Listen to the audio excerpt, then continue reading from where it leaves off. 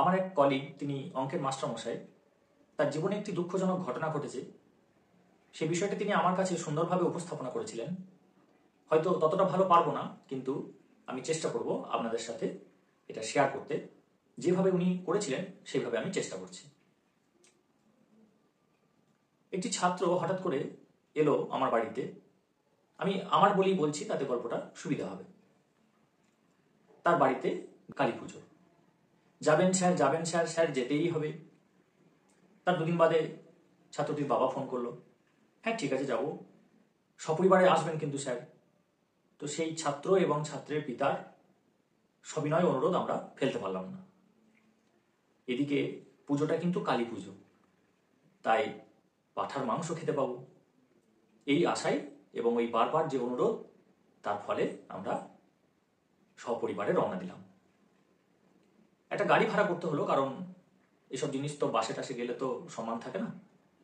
তো অনেক দরদাম করে, মোটামুটি 1500 বলছিল ভাড়া, সেই জায়গায় 1000-এ নামিয়ে এনে একটা গাড়ি করে রওনা দিলাম ছাত্রের বাড়ি। নিয়ে গেলাম প্রায় 200 টাকার মিষ্টি, ক্যাডবেরি, লেজ, স্প্রাইট, একটা ছোট রাধাকৃষ্ণের মূর্তি, এরকম করে প্রায় 600 টাকার গিফট। মাংস খাওয়াবে, 4 জন মিলে যাচ্ছি, একটা ভালো গিফট না দিলে কি হয়। তো ওখানে পৌঁছালাম মোটামুটি 11:30 থেকে 12টার মধ্যে। আমাদেরকে বসতে দিল, খুব ভালো আপ্যায়ন করলো, কিন্তু জল টল কেউ খেতে দেওয়ার জন্য বলছে না। আমরা ভাবলাম ঠিক আছে, দুপুরে তো মাংস আছে, কোনো অসুবিধা নেই। ছেলেটা এদিকে খোঁচাচ্ছে আমাকে প্রায়, যে বাবা কিছু খেতে দেবে না, খুব খিদে পেয়েছে। আসলে আমরা সেদিন ব্রেকফাস্টটা খুব একটা ভালো করে যাইনি, এই আশায় যে ওখানে গিয়ে তো একটু জল টল খেতে দেবে, তারপর দুপুরে তো মাংস আছে, তাই ঘরেই যদি বেশি খেয়ে নিই তাহলে তো ওখানে খেতে পারবো না। প্রায় 1600 টাকা খরচ, তার সঙ্গে এতটা সময় নষ্ট, পুষিয়ে আসতে হবে তো। মোটামুটি 1টা অবধি বসে রইলাম। নানান ধরনের গান বাজছে বক্সে, 2 কলি 3 কলি বাজছে আর পাল্টে যাচ্ছে গান। এমন সময় খেতে ডাকলো। যাক বাবা, এবারে তো খেতে পাবো। প্রথমে এসে গেল বেগনি, ভাত, ভাতের সঙ্গে ডাল, ডালের পর বাঁধাকপির তরকারি। বাঁধাকপি তখনও হয়তো ওঠেনি বাজারে ঠিকঠাক করে, কারণ শীত তো আসতে আর একটু দেরি আছে। এগুলো মনে হয় কোল্ড স্টোরেজের কপি, তীব্র দুর্গন্ধ ছাড়ছে। কিন্তু মনকে সান্ত্বনা দিলাম, এরপরে তো মাংস আসছে।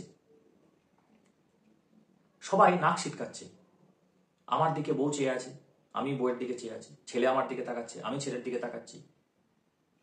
চোখ টিপে ইশারা করছি চুপ করে কষ্ট করে সহ্য করতে। চোখের ইশারায় বুঝিয়ে দিচ্ছি এইটুকু কষ্ট করো, এরপর তো মাংস আসছে। আমার পাশে মেয়ে বসেছিল, মেয়েকে হালকা করে বললাম যে বাবু এটা কষ্ট করে খেয়ে নে, এরপর তো মাংস আসছে। তারপর এরও আলু পোস্ত। সে আলু পোস্ততে একটা ময়দা ময়দা ভাব, পোস্তর দেখা পেলাম না। আবার সেই চোখ চাওয়া চাই, মেয়ে চিমটি কাটে। আমি বললাম মাংস তো আসছে, একটু দাঁড়াও না, একটু দাঁড়াও।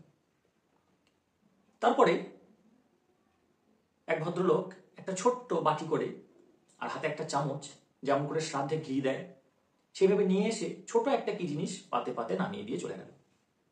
খেয়ে দেখলাম ওটা মাংস। ও আচ্ছা আচ্ছা, যেহেতু কালী পুজো, পাঁঠা পড়েছে, পাঁঠা বলিদান হয়েছে, তাই পাঁঠার মাংস। এখন পাঁঠা তো খুব বড় সাইজের হয় না, পাঁঠা ছোট, সেটা দিয়ে সবাইকে খাওয়াতে হবে, তাই ছোট একটু করে প্রসাদ। আমি সবাইকে বললাম, অর্থাৎ আমার বউ, আমার ছেলে মেয়েকে বললাম এটা প্রসাদ, এরপরে মাংস আসছে। তারপরেই চাটনি দিয়ে গেল। আমার ছেলে বলে উঠলো, এ কি বাবা, এই চাটনি দিয়ে চলে গেল যে, ওরে সর্বনাশ হয়ে গেল, চাটনি দিয়ে চলে গেল যে।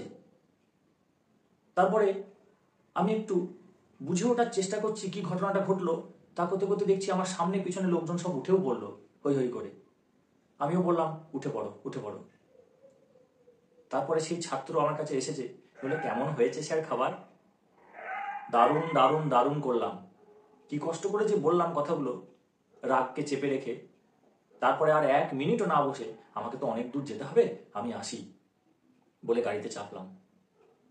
ফেরার সময় পুরো রাস্তাটা কেউ কাউকে সাড়া দিই নাই।